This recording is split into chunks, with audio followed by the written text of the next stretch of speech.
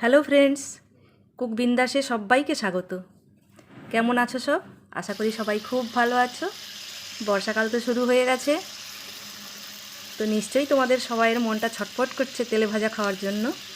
বর্ষাকাল এলেই কিন্তু আমার ভীষণ তেলে ভাজা খেতে ইচ্ছে করে, আর সে মিষ্টি হোক আর ঝালই হোক। তবে আজ আমি কিন্তু একটা মিষ্টি তেলে ভাজা নিয়ে এসেছি তোমাদের জন্য। কি সবাই ভাবছো এটা তালের বড়া? না না, তালের বড়া নয়। তাল বাজারে আসতে এখন অনেক বাকি, সেই ভাদ্র মাস। আমাদের অনেক অপেক্ষা করতে হবে, তো তাই বলে কি আর তেলে ভাজা খাবো না? এখন বাজারে যেটাই পেয়েছি সেটা দিয়েই একটা দারুণ তেলে ভাজা বানিয়েছি আজকে, আর সেটাই তোমাদের সঙ্গে আজ শেয়ার করব। আজ আমি বানিয়েছি কাঁঠালের তেলে ভাজা, পাকা কাঁঠাল দিয়ে। কি যারা কাঁঠাল ভালোবাসো না তাদের নিশ্চয়ই নাকটা কুঁচকে গেছে। না না, একবার দেখবে এই কাঁঠালের তেলে ভাজা কিন্তু ভীষণ সুস্বাদু হয়।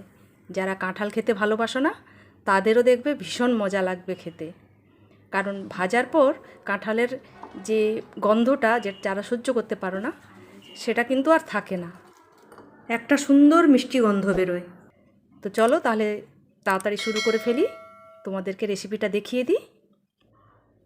এখানে আমি কাঁঠালের কোষ নিয়েছি 15-16টার মতো, একদম পাকা কাঁঠাল, খুব সুন্দর কিন্তু কাঁঠালটা। আমি এমনি একটা খেয়ে দেখেছি, খুব সুন্দর। তো এখান থেকে এর যে সিডসগুলো এগুলো সুন্দর করে পরিষ্কার করে সব বেছে নিতে হবে। এবার বেছে নিয়েছি, তারপর এগুলোতে মিক্সিতে পেস্ট করে নিতে হবে। একদম মিহি করে পেস্ট করতে হবে, একদম যেন কোনো দানা টানা না থাকে। দরকার হলে তোমরা কোনো ছাঁকনিতে ছেঁকে নিতে পারো। এই পেস্টটিকে 10 মিনিট গরম করে সেটা ঠান্ডা করে ব্যবহার করতে পারো, আবার স্টোরও করতে পারো। এইবার এর সঙ্গে আমি কিছু ইনগ্রিডিয়েন্টস মেশাবো। আচ্ছা, আর তার আগে একটা কথা বলে দিই, আমার নিচে ডেসক্রিপশান বক্সে আমি সব ইনগ্রিডিয়েন্টসগুলো খুব সুন্দর করে লিখে দেবো, তোমরা প্লিজ একটু চেক করে নিও। আচ্ছা, এখানে আমি প্রথমে দিয়েছি চালের গুঁড়ো, আর তারপরে দিয়েছি অল্প সুজি, আর তারপরে দিয়েছি অল্প চিনি। তবে একটা কথা মাথায় রাখবে, একসঙ্গে হুপ করে সব ঢেলে দেবে না কিন্তু। চালের গুঁড়োটা অল্প অল্প করে দিতে হবে, না হলে কিন্তু ঝামেলার শেষ থাকবে না, কারণ আমি অনেকবার ঠকেছি। অল্প অল্প করে চালের গুঁড়ো দিয়ে মাখাটা মাখতে হবে, আর চিনিটা তোমাদের স্বাদ অনুযায়ী দেবে। সুজিটাও কিন্তু বেশি না, খুব অল্প। চালের গুঁড়ো যতটা দেবে তার 1/4 সুজি, কি আরও কম। এবার সব একসঙ্গে ভালো করে মেখে নিতে হবে। আমি একটু মিষ্টিটা টেস্ট করে নিচ্ছি, আমার একটু চিনি লাগবে তাই অল্প আর একটু চিনি দিচ্ছি। আর এর স্বাদটাকে আরও বাড়িয়ে দেওয়ার জন্য আমি মিল্ক পাউডার দিচ্ছি। এটা কিন্তু অপশানাল, তোমরা নাও দিতেও পারো, কিন্তু মিল্ক পাউডারটা এর স্বাদটাকে অনেকটাই বাড়িয়ে দেয়, খুবই টেস্টি হয় খেতে।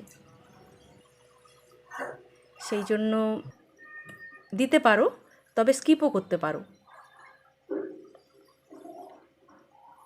আর একটা কথা বলে নিচ্ছি, এই যে পেস্টটাকে খুব ভালো করে কিন্তু মাখতে হবে। তবে এখন আমি মাখছি না, এখন আমি এটাকে চাপা দিয়ে রেখে দেবো, কারণ ভেতরে সুজি আছে, সুজিটাকে ফুলতে দিতে হবে, নাহলে ওনার অনেক রাগ হয়ে যাবে। প্রায় 45 মিনিট পর আমি ফিরে এসেছি। এই দেখো একটু টাইট হয়ে গেছে না, কারণ সুজি জল টেনে নিয়েছে, রস টেনে নিয়েছে।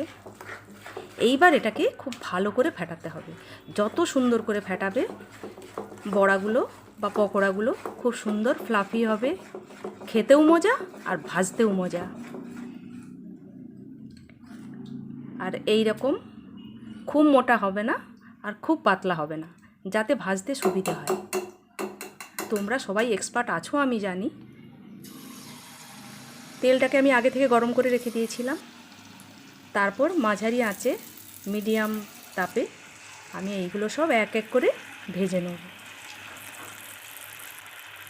দেখো কি সুন্দর ফুলে যাচ্ছে একটা একটা করে। আমার কিন্তু ভীষণ মজা লাগছে ভাজতে। এটাকে তোমরা ফুলুরিও বলতে পারো, বড়াও বলতে পারো, পকোড়াও বলতে পারো, আবার গুলগুলেও বলতে পারো। বর্ষাকালে এরকম পকোড়া না হলে ঠিক জমে না। দেখো কি সুন্দর ফুলেছে।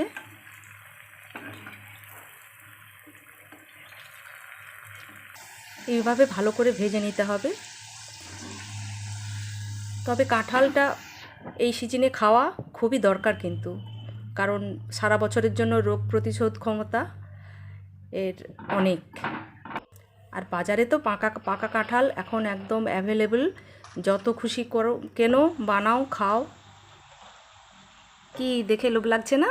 আমার তো ভীষণ লোভ লাগছে। কি মনে হচ্ছে না টুক করে একটা নিই আর মুখে পুরে দিই? তাহলে আর দেরি না করে আজই বাড়িতে বানিয়ে ফেলো এই সুন্দর রেসিপিটি, আর আমাকে কমেন্ট করে জানাও কেমন হলো তোমাদের রেসিপি। আমি বাকিগুলোও ভেজে নিচ্ছি।